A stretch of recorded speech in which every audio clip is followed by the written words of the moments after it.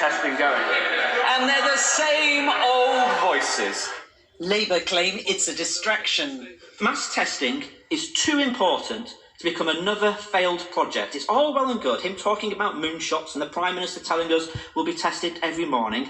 Even better would be simply delivering the extra testing that is needed now, not just headline figures. The so-called Operation Moonshot envisages up to 10 million people being tested each day to check if they're COVID-free. At the moment, ministers say there's a capacity for just a fraction of that, around 250,000, and only for people who have symptoms. Only around 175,000 tests are actually being carried out. Fixing the current system should be the priority, says one government advisor. There's no point talking about pie in the sky hopes and wishes about new tests that aren't even in existence, that haven't been tested. Get the current situation working, because that's what we need to get ourselves out of this pandemic. But could this be a glimpse of the future? The London Symphony Orchestra back in rehearsal thanks to regular testing for all its members. They say their contract with a university-based company means they can be confident they're COVID-free.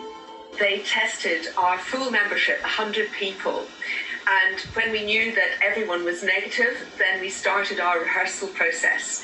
And this has enabled the London Symphony Orchestra to get back to work, and it's been a real game changer. But for the moment, NHS testing centres actively discourage people without symptoms from getting a test. Operation Moonshot still looking like a long shot. Libby Vina, ITV News, Westminster. Well, Scotland's First Minister Nicola Sturgeon has announced new, tighter rules to deal with the rising number of cases.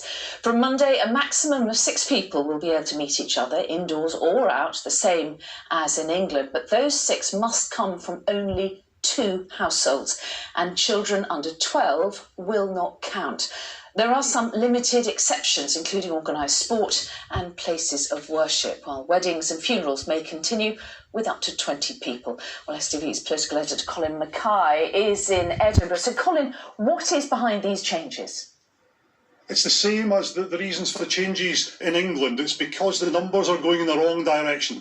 Over the course of the last week, we've seen an average of 155 positive tests a day for coronavirus across Scotland. That's 3 times what it was 3 weeks ago. It's 10 times what it was 6 weeks ago. So that shows the rate of escalation. And it shows also that the government isn't getting its message across, and that worries them. That's why they're toughening these rules. For continuity, they're going for the same number 6 in terms of meeting publicly and in private, just the same as England. But what makes it much tougher, I think, in Scotland is because there's only those 2 households. Maybe it doesn't seem like much, but 6 people from 2 households as opposed to 6 people from potentially 6 households. That's a huge difference.